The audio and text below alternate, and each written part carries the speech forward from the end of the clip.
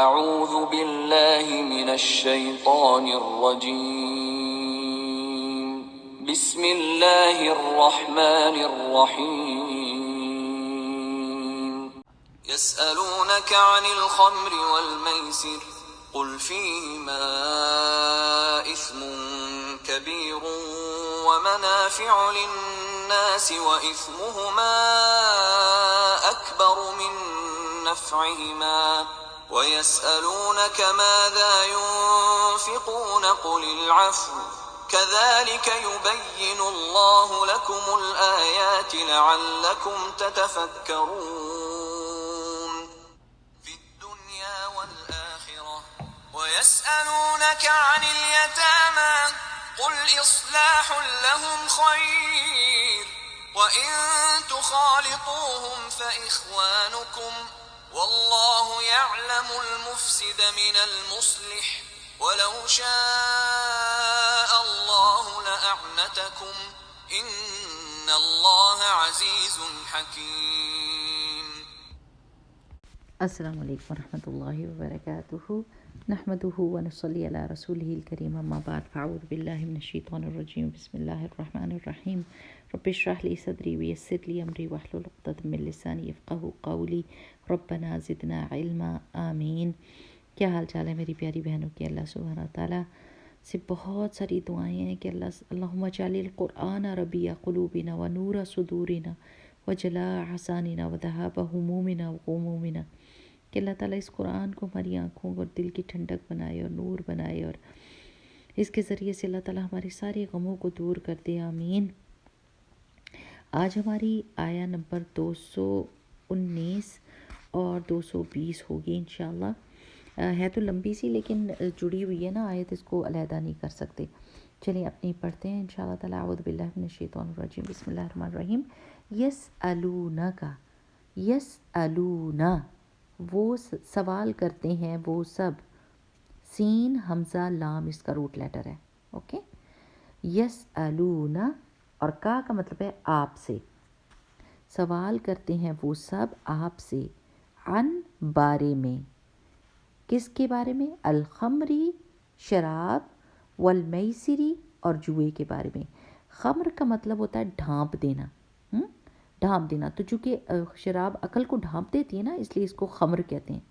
خمار یہ جو سر کو ڈھانپنے والا کپڑا ہوتا ہے نا، ہمارا حجاب جو ہوتا ہے اس کو خمار بھی کہتے ہیں نا. تو خمر ہر وہ چیز جو عقل کو ڈھانپ دے. ٹھیک. شراب کے لیے یہ لفظ استعمال ہوتا ہے. اور میسر جو ہے نا، اس کا روٹ لیٹر کیا ہوگا؟ یا سین اور را. ٹھیک ہے.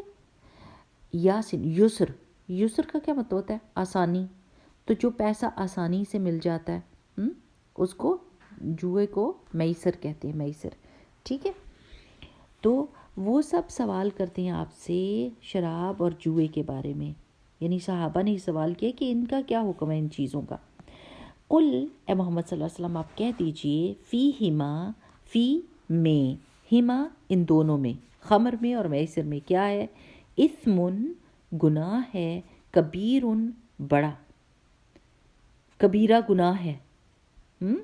اس کو ہائی لائٹ کر لیں، کیونکہ لوگ سمجھتے ہیں نا کہ کہاں لکھا ہوا ہے کہ یہ کبیرہ گناہ ہے نا، تو یہ لکھ دیں، یہ ہائی لائٹ کر دیں. اثمن کبیرن بہت بڑا گناہ ہے، و منافع اور کچھ فائدے ہیں، للناس لوگوں کے لیے. و اسمہما اور اسم گناہ، حمزہ سا اور میم اس کا روٹ لیٹر ہے. جو لکھا ہوا ہے وہی ہے اس کا روٹ لیٹر. اسم کا مطلب ہوتا ہے وہ گناہ جو اللہ تعالیٰ کے حکم کے آگے کیا جائے. ٹھیک ہے نا. اسم تو گناہ ان دونوں کا اکبر زیادہ بڑا ہے، من سے، نفعہما ان دونوں کے نفع سے. اب نفع کا روٹ لیٹر کیا ہوگا؟ نون، فا اور عین. نفع، نفع تو سمجھتے ہیں نا اردو میں بھی. تو ان دونوں کا گناہ زیادہ بڑا ہے ان دونوں کے نفع سے، ان دونوں کے فائدے سے. وَيَسْأَلُونَكَ اور وہ سوال کرتے ہیں آپ سے اے محمد صلی اللہ علیہ وسلم، ماذا کیا کچھ، ينفقون خرچ کریں وہ سب، یعنی خرچ کرنے کے بارے میں پوچھ رہے تھے. قل اے محمد صلی اللہ علیہ وسلم آپ کہہ دیجئے العفو، عفو کا مطلب ہوتا ہے جو بھی زیادہ ہے، جو ایکسٹرا ہے، ٹھیک ہے. کذالک اسی طرح یبینو بیان کرتا ہے، با یا نون اس کا روٹ لیٹر ہے. بینا یبینو، تبیین کا مطلب ہوتا ہے کھول کھول کے بیان کر دینا، واضح کر دینا، ٹھیک ہے. تو واضح کرتا ہے، بیان کرتا ہے کون؟ اللہ لکم تمہارے، تم سب کے لیے، الآیاتی آیات کو، لعلکم شاید کہ تم سب، تتفکرون غور و فکر کرو، فی الدنیا دنیا میں، والآخرتی اور آخرت میں. وَيَسْأَلُونَكَ اور سوال کرتے ہیں وہ سب آپ سے، عن بارے میں، الیتامہ یتیموں کے، یتیم کی جمع یتامہ ہوتی ہے، ٹھیک ہے. یتیم، اور یتیم کس کو کہتے ہیں؟ وہ نابالغ بچہ جس کا والد فوت ہو گیا، اس کو یتیم کہتے ہیں. قل کہہ دیجئے اے محمد صلی اللہ علیہ وسلم، اصلاح کرنا، لہم ان سب کے لیے، یعنی یتیموں کے لیے، خیر اچھی بات ہے. وَإِن اور اگر، تخالطوہم تو تم کے لیے نا، خالطو کیا روٹ لیٹر ہوگا؟ خا لام تا. آپ نے کبھی سنا ہے اردو میں خلط ملط ہو جانا، گھل مل جانا ہے نا؟ گھل مل کے، تو خالطوہم گھل مل کے رہو تم ان سب کے ساتھ، فاخوانکم تو وہ تمہارے بھائی ہیں. اخوان سنا ہوا ہے نا؟ اخوان بھائیوں کو کہتے ہیں نا، تو اخن کی جمع ہے، تو بھائی ہیں وہ تم سب کے، یعنی ایک دوسرے کے بہن بھائی ہو تم سب. واللہ اور اللہ تعالیٰ، یعلم جانتا ہے، المفسدہ مفسد کو، من المصلح مصلح سے، ولو شاء اللہ اور لو اگر، شاء چاہتا، اللہ تعالیٰ. اب کہتے ہیں نا انشاء اللہ، کیا مطلب ہوتا ہے انشاء اللہ کا؟ اگر اللہ چاہے. تو شاء کا مطلب ہوتا ہے چاہے اللہ تعالیٰ، لَأَعْنَتَكُمْ البتہ مشکل میں ڈال دیتا تم سب کو.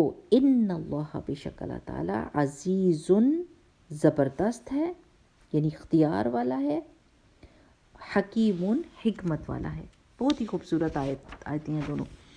تو اللہ تعالیٰ فرماتے ہیں کہ یہ صحابہ پوچھتے تھے، یہ صحابہ کا سوال تھا اللہ کے رسول صلی اللہ علیہ وسلم سے کہ خمر اور میسر کے بارے میں کیا حکم ہے.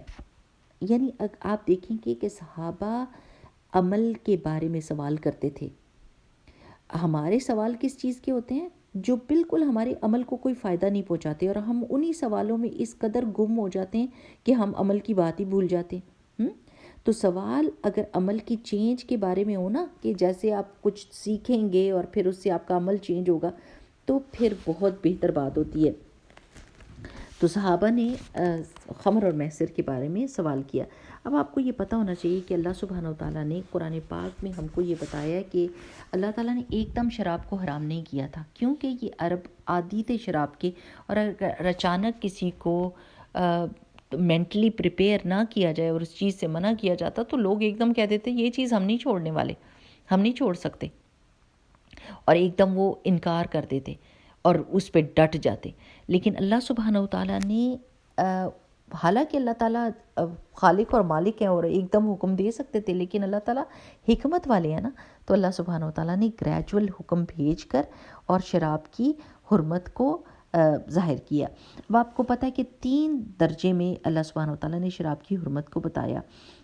ایک دفعہ میں کیا کہا کہ آیت ہے قرآن پاک میں آتی ہے کہ یا ایھا الذین آمنوا، یا اعوذ باللہ من الشیطان الرجیم، بسم اللہ الرحمن الرحیم، یا ایھا الذین آمنوا لا تقربوا الصلاۃ وانتم سکارى حتی تعلموا ما تقولون، کہ ایمان والو تم نماز کے پاس مت جانا اس حالت میں کہ تم نے شراب پی ہو، یہاں تک کہ تم جان لو تم کیا کہہ رہے ہو. اب آپ دیکھیے کہ یہ آیت کیا تھی؟ نماز، وہ 5 وقت کی نمازیں ہیں، شراب کا نشہ تو اتنی دیر رہتا ہے. اب میں شراب اس وقت نہیں پی سکتا، کیوں رات کے وقت نہیں پی سکتا؟ ابھی فجر ہو جائے گی تو فجر کے وقت میں نماز نہیں پڑھ سکوں گا اگر میں نے شراب پی ہو، اور پھر ابھی ظہر ہونے لگی ہے، میں اب شراب نہیں پی سکتا، اور عصر تو بہت ہی قریب ہے ظہر کے، تو اب میں شراب نہیں پی سکتا کیونکہ میری نماز چلی جائے گی۔ اور آپ یعنی سبحان اللہ ایسی بات کہی کہ ایک دم ان کو جیسے ٹھٹک جائے بندہ کہ اب میں نماز کیسے پڑھوں گا۔ پھر اب اللہ تعالیٰ اس آیت میں کیا بتا رہے ہیں کہ قل فیہما، ان سے کہہ دیجئے محمد صلی اللہ علیہ وسلم کہ ان دونوں میں اثم کبیر، اب ایک اور چیز بتائی جا رہی ہے۔ پہلے نماز کا ہوش دلائی گئی کہ نماز ایسی حالت میں نہ پڑھنا، وہ تھوڑا سا ادھر سے کانشیس ہو گئے اور انہوں نے اپنے آپ کو سنبھال لیا۔ اب یہاں کیا کہا جا رہا ہے کہ اس میں بہت بڑا گناہ ہے، اور ہاں منافع بھی ہیں لوگوں کے لیے۔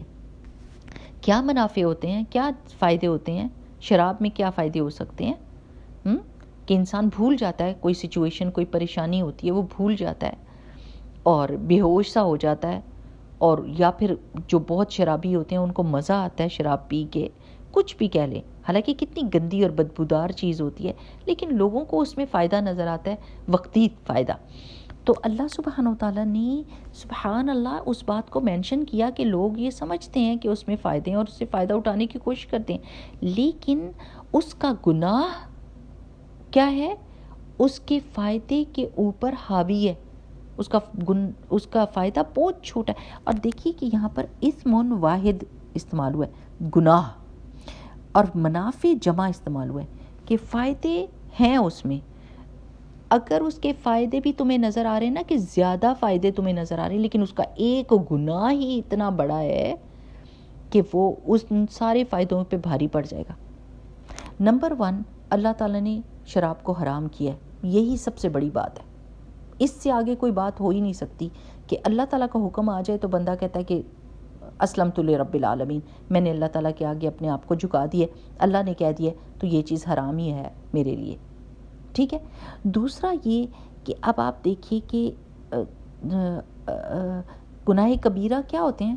اس سے استغفار کرنی ہوتی ہے، اس کا کفارہ ہوتا ہے، اور اس پہ توبہ کرنی ہوتی، شرمندہ ہونا ہوتا ہے، اور اس سے نکلنے کی کوشش کرنی ہوتی ہے، ورنہ وہ ہلاک کرنے والی چیز ہوتی ہے۔ تو یہ گناہ کبیرہ ہے۔ اس وقت مسلمانوں نے اس کو بہت ہلکا لے لیا ہے، اور شراب ہر طرف عام کر دی ہے، دکانوں میں ملنے لگ گئی ہے، کوئی برائی نہیں سمجھی جاتی، امیروں کی محفلوں میں کیا اور دوسرے لوگوں کے گھروں تک پہنچ گئی ہے۔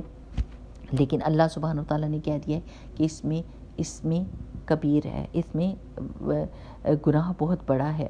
اب دوسری چیز آپ کو میں یہ بتاتی ہوں کہ اس کا جو اس کے رزلٹ ہوتے ہیں سوشلی، یعنی ایک آپ کے جسم کے اوپر، آپ کے ذہن کے اوپر، آپ کے بیہیویئر کے اوپر، یعنی اس قدر غلیظ چیز ہے کہ برائیوں کی جڑ ہے، کہ جیسے ہی انسان شراب پیتا ہے اس کے بعد اس کو یہ نہیں ہوش رہتی کہ میرے سامنے کون ہے اور وہ کیا برائی کر رہا ہے۔ اور اسی لیے آپ نے دیکھا ہوگا کہ اکثر لوگ شراب کے نشے میں ایسے کام کر لیتے ہیں کہ بعد میں وہ اس قدر شرمندہ ہوتے ہیں کہ کبھی خودکشی کر لیتے ہیں، کبھی کچھ، اور ان کو شرمندگی ہوتی ہے کیونکہ انہوں نے اس ایک اس میں کبیر کو کر کے، ایک بڑے گناہ کو کر کے، کبیرہ گناہ کر کے، اور اس کے اندر ڈھیروں سارے اور گناہ کر لیے ہوتے ہیں۔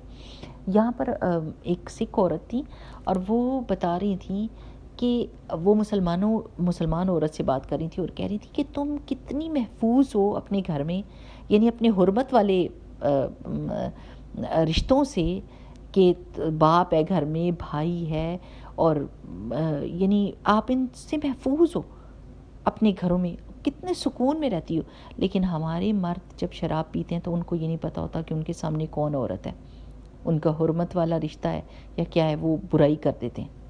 یہ ذرا آپ امیجن کریں، اور کتنے گناہ ہوتے ہوں گے جن پہ وہ پردہ ڈالتی ہیں عورتیں، اور کس قدر مجبور اور کتنی بے بس ہوتی ہوں گی کہ وہ اپنے حرمت والے رشتوں سے بھی محفوظ نہیں رہتی۔ استغفر اللہ استغفر اللہ استغفر اللہ، کیونکہ شراب کے نشے میں انسان کو نہیں پتہ ہوتا کہ آگے کوئی چیخ پکار بھی کر رہا ہے اور بتا بھی رہا ہے، لیکن وہ نشے والے کو کچھ نہیں پتہ، وہ اس میں مگن ہے۔ تو انتہائی غلیظ گناہ ہو جاتے ہیں، غلیظ باتیں منہ سے نکل جاتی ہیں، غلیظ سوچ آ جاتی ہے، اور خود بھی بہت ہی گھٹیا اور کام ہے۔ حضرت ابوبکر صدیق رضی اللہ تعالیٰ عنہ اپنے بارے میں کہا کرتے تھے کہ میں نے کبھی بھی شراب کو ہاتھ نہیں لگایا، نہ حالت یعنی اسلام سے پہلے بھی نہیں، کہ جب رسول اللہ صلی اللہ علیہ وسلم کی بعثت سے پہلے بھی نہیں کبھی، کیونکہ میں نے ایک آدمی کو دیکھا کہ اس نے شراب پی تھی اور وہ گندگی میں منہ مار رہا تھا۔ یعنی انسان کو یہی نہیں سمجھ آتی کہ یہ غلاظت ہے، اور اس میں وہ منہ مار رہا تھا، تو اس کو دیکھ کے میں نے اور توبہ کی کہ یہ کس قدر گندی چیز ہے۔ اب مسلمانوں نے اس کو کیسے عام کر دیا آپ کو پتہ ہے، ہر جگہ پہ، اور وہ اس کو اپنا حق سمجھتے ہیں کہ جیسے کوئی عام سی چیز ہے کہ کیا ہو گیا، ریلیکس ہو رہے ہیں اگر شراب پی لی تو کیا۔ اب پہلی آیت جو آئی تھی وہ کیا تھی کہ نماز کے پاس نہ جانا، پھر یہ والی آیت کہ قل فیہما اثم کبیر و منافع للناس، پھر اس کے بعد جس میں حرمت آ گئی تھی سورہ مائدہ کی آیت ہے وہ، اور وہ کیا ہے، یا ایھا الذین آمنوا انما الخمر والمیسر والانصاب والازلام رجس من عمل الشیطان فاجتنبوہ لعلکم تفلحون، کہ ایمان والو یہ شراب اور جوا اور پانسے اور یہ جو یہ بتوں کے استھان ہوتے ہیں، یہ سب گندے کام ہیں، شیطان کے کاموں میں سے، ان سے بچ جاؤ، یعنی حکم دیا تھا تاکہ تم فلاح پا جاؤ۔ یعنی اصل میں تو فلاح اللہ تعالیٰ کی جنت ہی ہے نا، دنیا میں بھی انسان محفوظ ہو جاتا ہے، عزت پاتا ہے۔ جو شراب پینے والا ہوتا ہے اس کی کوئی عزت نہیں ہوتی، لوگ اس کو نیچا دیکھتے ہیں، برا دیکھتے ہیں، کیونکہ اس کا اخلاق، اس کے اعمال، اس کی جسم، ہر چیز گندگی والی ہو جاتی ہے، بدبودار ہوتا ہے وہ انسان، اور گھٹیا حرکتیں کرنے پر اتر آتا ہے۔ تو جس چیز کو اللہ تعالیٰ نے حرام کیا ہے وہ یقیناً ہمارے جسمانی فائدے کے لیے کیا ہے، ہمارے معاشرتی فائدے کے لیے کیا ہے، ہمارے مال کے فائدے کے لیے کیا ہے۔ ان چیزوں پر مال بھی لگتا ہے اور وہ ضائع ہو جاتا ہے، انسان معاشرتی طور پر اپنی عزت کھو دیتا ہے، انسان کے بدن میں خرابی ہو جاتی ہے، اور اس کو شدید قسم کی، اگر آپ کو پتہ ہو کہ کیا کیا بیماریاں ہوتی ہیں انسان کو شراب کے ساتھ، استغفر اللہ، کیونکہ ہم ادھر کینیڈا میں رہتے ہیں نا، تو ہمیں کافی چیزیں اس طرح کی پتہ چلتی ہے، کیونکہ یہاں تو ہر بندہ وہ لوگ پیتے ہیں، لیکن مسلمانوں کو تو کم از کم اپنے آپ کو بچا کے رکھنا چاہیے۔ مجھے تو پاکستان کے بارے میں پتہ چلتا ہے کہ اس طرح شراب جو ہے وہ گھر میں ہوتی ہے اور لوگ پیتے ہیں۔ میں سوچتی ہوں ان بچوں کا کیا حال ہوتا ہوگا، اس بیوی کا کیا حال ہوگا جس کو پتہ ہے کہ اس کا ہسبینڈ یہ کام کرتا ہے، یہ کبیرہ گناہ کرتا ہے۔ پھر دوسری چیز جس سے اللہ تعالیٰ نے منع کیا ہے اور وہ میسر ہے، یعنی آسانی سے ملنے والا پیسہ، جوئے کو کہتے ہیں۔ اب جوئے میں کیا ہے، انسان کو کبھی کبھی انسان جیت جاتا ہے، بڑی رقم جیت جاتا ہے، لیکن اس سے ہوتا کیا ہے، دشمنی پیدا ہوتی ہے، لوگ مرنے مارنے پر تیار ہو جاتے ہیں، اور جب ہارتا ہے تو انسان بڑی بڑی چیزیں ہار جاتا ہے۔ یعنی جوئے کی ایک ایسی عادت ہوتی ہے کہ انسان اسی شیطان جو ہوتا ہے نا، اللہ تعالیٰ نے قرآن پاک میں فرمایا ہے کہ انما یرید الشیطان ان یوقع بینکم العداوۃ والبغضاء فی الخمر والمیسر، کہ بے شک شیطان یہ چاہتا ہے کہ وہ تم سب کے اندر دشمنی ڈال دے، بغض ڈال دے، خمر اور میسر کے ذریعے سے، یعنی تمہارے ایک دوسرے کے تم دشمن بن جاؤ۔ اللہ تعالیٰ نے تو ہمیں ایک دوسرے کا بھائی بنایا نا، لیکن شیطان یہ چاہتا ہے کہ ہم ایک دوسرے سے نفرت کریں اور ایک دوسرے سے بغض رکھیں، اور اس کے چال کیا ہوتی ہے، خمر اور میسر کے ذریعے سے، یعنی جوئے اور شراب کے ذریعے سے۔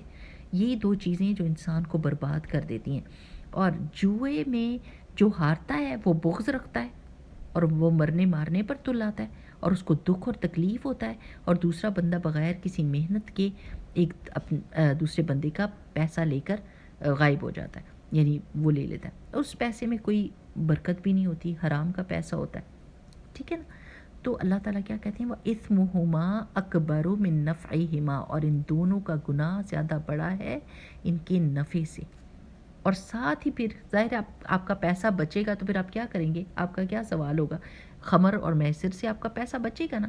یہاں پر اگر آپ دیکھیں، یقین کریں کہ جو لوٹو کی جو کیوسک ہوتا ہے اس کے اوپر اتنی رش ہوتی ہے، اتنے سارے لوگ اپنا پیسہ ضائع کرتے ہیں، اگر وہ پیسہ وہی جمع کر لے تو ان کا کچھ نہ کچھ بن جائے، اور اتنے ہزاروں ڈالر جو ہیں وہ لوٹو پہ خرچ کرتے ہیں۔ اس امید پر کہ کبھی نہ کبھی تو جیت جائیں گے، کبھی نہ کبھی تو جیت جائیں گے، ساری زندگی گزر جاتی ہے۔ اور جو لوٹو جیت بھی جاتے ہیں وہ یا تو خودکشی کر لیتے ہیں یا ڈرگس میں چلے جاتے ہیں یا کوئی ان کو مار دیتا ہے۔ تو جوا ہوتی ایسی گندی چیز ہے، اور شراب بھی۔ پھر اب ظاہر ہے ان دونوں پر اگر انسان پیسہ نہیں خرچ کرے گا تو اس کے پاس پیسہ صدقے کے لیے بچ جائے گا۔ تو صحابہ کا اگلا سوال کیا ہے، وہ یسألونک ماذا ینفقون، اب ہم سوال کرتے ہیں وہ سب کہ کیا کچھ خرچ کریں، تو رسول اللہ سبحانہ وتعالیٰ نے فرمایا قل العفو، کہہ دیجئے کہ جو ان کی ضرورت سے زیادہ ہو، جو ایکسٹرا ہو وہ خرچ کرتے ہیں۔ کذالک یبین اللہ لکم الآیات لعلکم تتفکرون فی الدنیا والآخرہ، اللہ سبحانہ وتعالیٰ اس طرح اپنی آیات کھول کھول کر بیان کرتا ہے تاکہ وہ دنیا اور آخرت میں غور و فکر کریں۔ اب آپ بتائیں کہ جب خرچ کرنے کی بات آتی ہے، ظاہر ہے ہر بندے کو دل کرتا ہے کہ صدقہ کرے۔ تو آپ کو یاد ہوگا کہ یہ کہ جنگ تبوک کے اوپر جب رسول اللہ صلی اللہ علیہ وسلم نے انفاق فی سبیل اللہ کا سب کو کہا تھا، تو سیدنا عثمان، عبد الرحمن بن عوف، حضرت ابوبکر، حضرت عمر، یہ سب لوگ کیا کیا لے کر آئے تھے رضی اللہ عنہم۔ یعنی حضرت عمر اپنے مال کا آدھا لے آئے تھے اور حضرت ابوبکر صدیق سب کا سب لے آئے تھے۔ حضرت ابوبکر صدیق کی مثال جو ہے نا وہ بڑی ٹاپ کلاس مثال ہے کہ ان کا توکل اللہ کے اوپر اتنا تھا کہ وہ سب کا سب لے آئے تھے، ورنہ اللہ سبحانہ وتعالیٰ یہی فرماتے ہیں کہ جو ایکسٹرا ہو، جو تمہاری ضروریات کے بعد بچے وہ دے دو۔ کیونکہ ایک حدیث سے پتہ چلتا ہے کہ ایک بندہ رسول اللہ صلی اللہ علیہ وسلم کے پاس آیا اور اس کے پاس ایک انڈے جتنا سونا تھا، اور اس نے کہا یہ مجھے کان سے ملا ہے، یعنی میں کہیں کھدائی کر رہا تھا تو مجھے ملا ہے، یہ میں صدقہ کرتا ہوں، اور اس کے علاوہ میرے پاس کچھ بھی نہیں ہے۔ یہ بات اس نے کہی، رسول اللہ صلی اللہ علیہ وسلم نے اس کو اگنور کر دیا، یعنی اس صدقے کو قبول نہیں کیا۔ تو وہ پھر دائیں طرف سے آیا، پھر بائیں طرف سے آیا، اور یہی بات دہراتا رہا کہ یہ مجھے کان سے ملا، یہ صدقہ ہے اور میرے پاس اس کے علاوہ کچھ نہیں ہے۔ تو رسول اللہ صلی اللہ علیہ وسلم نے وہ سونا پکڑا اور پھر اسی کو دے دیا اور فرمایا یہ تمہارے لیے ہے، ہمیں اس کی ضرورت نہیں۔ پھر جب وہ چلا گیا تو آپ صلی اللہ علیہ وسلم نے فرمایا تم میں سے ایک شخص آ کر کہتا ہے کہ یہ صدقہ ہے، پھر لوگوں کے سامنے ہاتھ پھیلانے لگتا ہے۔ اس میں ایک موقع پر آپ نے صلی اللہ علیہ وسلم نے یہ ارشاد فرمایا بہترین صدقہ وہ ہے جس کے بعد آدمی محتاج نہ ہو جائے۔ یعنی ایسا نہیں کرنا کہ اپنا سارا مال دے دیا اور اس کے بعد پھر آپ مجبور ہو گئے کہ آپ لوگوں سے مانگیں، ٹھیک ہے نا۔ ایسی سچویشن میں اپنے آپ کو نہیں ڈالنا کہ بندہ خود فقیر ہو جائے اور دوسرے سے مانگنے پر مجبور ہو جائے۔ تھوڑا سا اگر آپ اپنے لیے سیو کرنا چاہتے ہیں اس کی بھی اجازت ہوتی ہے، لیکن صدقہ کرتے رہنا چاہیے۔ اور اس طرح اللہ سبحانہ وتعالیٰ یہ ہمیں غور و فکر کرنے کا موقع دیتا ہے تاکہ ہم دیکھیں کہ ہم اپنی زندگی میں کون کون سی نیکیاں کر سکتے ہیں اور کس طریقے سے کر سکتے ہیں، کس وقت میں کر سکتے ہیں۔ اور پھر اللہ تعالیٰ فرماتے ہیں کہ وہ یسألونک عن الیتامی، پھر یہ آپ سے پوچھتے ہیں یتیموں کے بارے میں، قل اصلاح لہم خیر، کہہ دیجئے کہ ان کے بارے میں اصلاح کا معاملہ کرنا زیادہ اچھا ہے۔ یعنی یہ اچھی بات ہے کہ یتیموں کی ٹیک کیئر کریں۔ اگر آپ کو پتہ ہو کہ رسول اللہ صلی اللہ علیہ وسلم کے زمانے میں جیسے ہی کوئی عورت بیوہ ہوتی تھی اور اس کی عدت ختم ہوتی تھی اور وہ بچوں والی ہوتی تھی تو فوراً کے فوراً اس عورت کا نکاح کر دیا جاتا تھا۔ اب ایسا وقت آ گیا ہے کہ نعوذ باللہ میں نے خود سنا اپنے کانوں سے کہ ینگ لڑکی ہے اور وہ بیوہ ہوئی ہے اور اس کا بچہ ہے اور اس کو یہ چاہت ہے کہ وہ اس کی شادی ہو، لیکن اس کے ماں باپ نے اس کو کہا ہے کہ نہیں تم اپنے بچے کی پرورش کرو، وہ تمہاری پرائیورٹی ہے۔ تو یہ ایک عورت کو فتنے میں ڈالنے والی بات ہے، مشکل میں ڈالنے والی بات ہے۔ جب وہ شادی کرے گی تو ظاہر ہے اس کا ہسبینڈ اس کی ٹیک کیئر کرے گا۔ ہم نے اس چیز کو عام کرنا ہے کہ لوگ شادی شدہ رہیں، کوئی بھی اکیلا نہ رہے۔ اس کی وجہ سے بہت خرابیاں ہوتی ہیں، بہت خرابیاں پیدا ہوتی ہیں۔ آپ دیکھیں کہ رسول اللہ صلی اللہ علیہ وسلم کے زمانے میں بیوہ عورتوں جو بچے والیاں ہوتی تھیں وہ ان کو کیسے ایک دم اپنی پناہ میں لے لیا جاتا تھا، ان سے نکاح کر کے اور ان بچوں کو پالا جاتا تھا۔ اللہ تعالیٰ کہتے ہیں وَإِن تُخَالِطُوهُمْ، گھل مل کر رہو ان کے ساتھ تو وہ تمہارے بھائی ہیں۔ وَاللَّهُ يَعْلَمُ الْمُفْسِدَ مِنَ الْمُصْلِحِ، کہ اللہ تعالیٰ مفسد کو جانتا ہے، یعنی دلوں کے بھیدوں کو جانتا ہے کہ کون فساد کرنے کے لیے کسی بچے کی پرورش کر رہا ہے، کسی یتیم بچے کی، کہ اگر اس کا پیسہ بہت زیادہ ہے اور وہ اس کا پیسہ ہڑپ کرنے کی کوشش کر رہا ہے اور اس کو پتہ ہے کہ بچہ چھوٹا ہے، نابالغ ہے اور اس کا کوئی سر پر دیکھنے والا نہیں ہے، تو یہ اس بچے کو اپنے ساتھ ملا کر اور اس کو پیسہ ہڑپ کر جائے گا، تو اللہ تعالیٰ جانتا ہے اس مفسد کو من المصلح، اصلاح کرنے والے سے.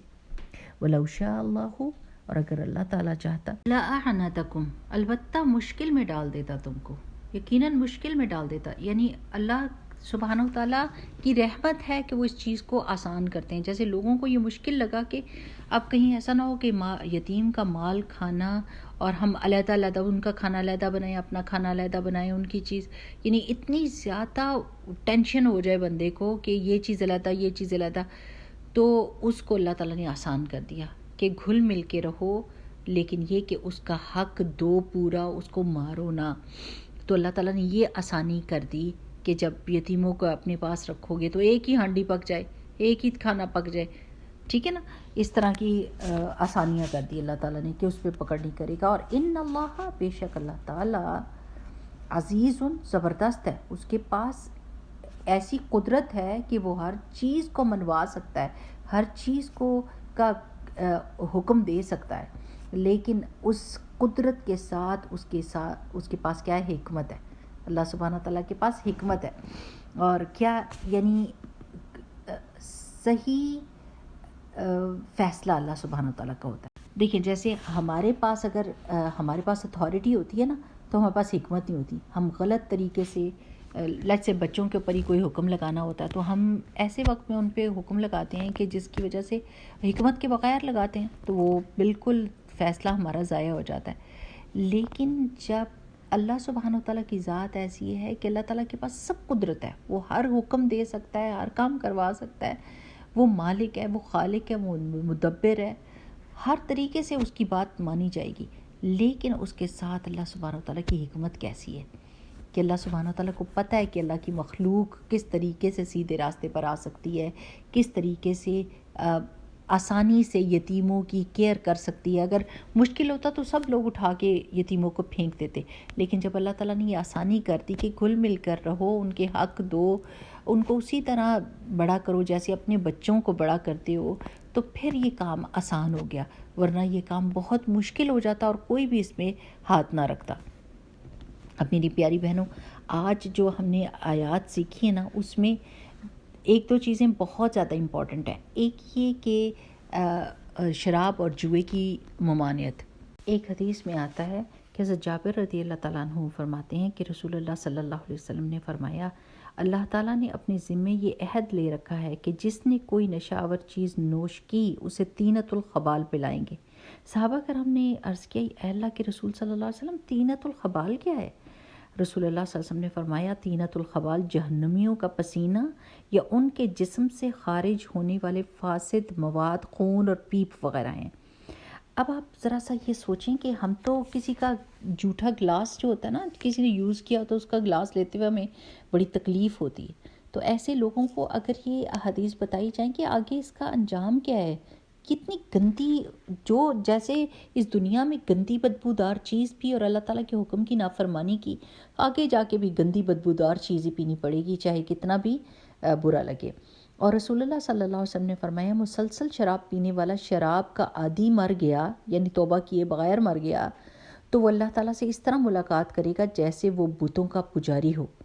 یعنی جیسے بتوں کی پوجا کتنا بڑا جرم ہے، کتنا بڑا، یعنی اللہ سبحانہ وتعالیٰ کتنی بڑی سزا دیں گے اس کو. تو مسلسل شراب پینے والا بھی اسی حال میں مرے گا اور ایسے پیش کیا جائے گا اللہ سبحانہ وتعالیٰ کے سامنے.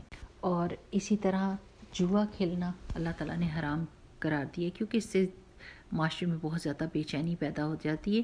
ہم نے کسی کے بارے میں سنا تھا کہ انہوں نے جوئے کی، ان کو ایسی عادت تھی کہ انہوں نے اپنا گھر داؤ پہ لگا دیا، اس سوچ میں کہ ہو سکتا ہے کہ جتنی میری دولت جا چکی ہے اس دفعہ میں کھیلوں اور میں جیت جاؤں. تو انہوں نے اپنا گھر لگایا اور وہ بھی اس چیز میں ڈوب گیا، جاب چلی گئی، سب کچھ. یعنی اتنی گندی عادت ہوتی ہے نا کہ اس کی وجہ سے انسان اپنا معاشرتی اپنی حیثیت بھی لوز کرتا ہے. ہم نے یتیموں کے بارے میں پڑھا. اس سے پہلے، اس آیت سے پہلے یتیموں کے بارے میں دو حکم نازل ہو چکے تھے. ایک یہ تھا کہ یتیموں کے مال کے قریب بھی نہ جاؤ، ٹھیک ہے، اور دوسرا یہ تھا کہ جو لوگ یتیموں کا مال کھاتے ہیں وہ اپنے پیٹ میں آگ بھرتے ہیں. لہٰذا مسلمان یتیموں کے بارے میں سخت محتاط ہو گئے، یعنی بہت کانشیس ہو گئے، اور ان کے مال اپنے مال سے بالکل الگ کر دیے کہ اس سے ان کا کھانا پینا اور دوسری ضروریات پوری کی جائیں۔ مگر اس طرح یتیموں کا بعض صورتوں میں نقصان ہو جاتا تھا۔ مثلا سوچیں کہ کھانا ان کے لیے پکایا، انہوں نے پورا نہیں کھایا، تو جو باقی بچ جاتا وہ گھر والے نہیں کھا رہے تو وہ ضائع ہو جاتا۔ ایسی صورتحال سے متعلق رسول اللہ صلی اللہ علیہ وسلم سے سوال کیا گیا، جس کا جواب اللہ تعالیٰ نے یہ دیا کہ اصل میں تو یتیموں کی اصلاح اور بھلائی مقصود ہے، جس طرح بھی وہ میسر آئے تم اختیار کرو۔ اگر تم ان کا مال اپنے مال میں ملانا مناسب سمجھتے ہو تو کوئی بھی حرج نہیں، آخر وہ تمہارے بھائی ہیں، یعنی تم ان کا مال ملا کر بھی کھا سکتے ہو، الگ بھی کر سکتے ہو۔ کچھ مال ملا لیا تو بعض حالتوں میں ان کا مال الگ کر دو، یعنی جو کر سکتے ہو وہ کرو، جو نہیں کر سکتے، جس میں مشکل پڑ جاتی ہے، وہ اکٹھا کر لو۔ ہر صورت درست ہے، لیکن نیت تمہاری خاص ہونی چاہیے کہ جس میں کوئی بھی ان کے ساتھ زیادتی نہ ہو۔ کیوں؟ کیونکہ اللہ سبحانہ وتعالیٰ مفسد کو جانتا ہے اور محسن کو جانتا ہے۔ تو مقصد یہ تھا کہ لوگوں کو یہ پتہ چل جائے کہ ان کو ایکسپلائٹ نہ کیا جائے، یتیموں کو مال کو، کہ ایسا نہ ہو کہ بے فکری سے بے پرواہی کے ساتھ کھا پی کے اور ختم کر دیں، جب یتیم بڑے ہوں تو ان کے پاس کچھ ہو نہ، یا اپنے مال میں ملا لیا اور سب بچے کھا رہے ہیں اور وہ بچے نہ کھا سکیں، یتیم نہ کھا سکیں۔ تو اللہ سبحانہ تعالیٰ نے نیت کا کہا کہ نیت پر غور کرو اور یتیموں کی اصلاح کرو اور ان کی پرورش کرو۔ تو انشاءاللہ باذن اللہ میری پیاری بہنوں، یہ ہماری آج کی آیات تھیں۔ اللہ سبحانہ تعالیٰ کرے کہ ہماری زندگی میں ایسا ہو کہ ہم کچھ یتیموں کو پالنے کا بندوبست کریں، کچھ یتیموں کا ماہانہ لگا دیں، ان کی فیس کا کیئر کر لیں، تو ہماری زندگی میں سے یقین کریں اللہ سبحانہ تعالیٰ دنیا اور آخرت کی بھلائیاں دیتا ہے۔ اگر ہم کوئی ایسا کام کر لیتے ہیں جن میں ان کو کپڑے دے دیے، ان کا بستہ لے دیا، بیگ لے دیا، ان کو اسکول کی کتابیں لے دی، ان کی فیس بھر دی، ان کے کھانے کا بندوبست کر دیا، یہ سب چیزیں ہماری اپنی بھلائی کے لیے، ہم ان کی بھلائی کر رہے ہوتے ہیں لیکن اصل میں ہم اپنی بھلائی کر رہے ہوتے ہیں۔ ٹھیک ہے میری پیاری بہنوں، اللہ تعالیٰ ہماری نیکیوں میں برکت ڈالے اور ہماری نیتوں کو خالص اپنے لیے رکھے، آمین۔ سبحانک اللہم و بحمدک، نشہد ان لا الہ الا انت، نستغفرک و نتوب الیک۔ السلام علیکم و رحمۃ اللہ وبرکاتہ۔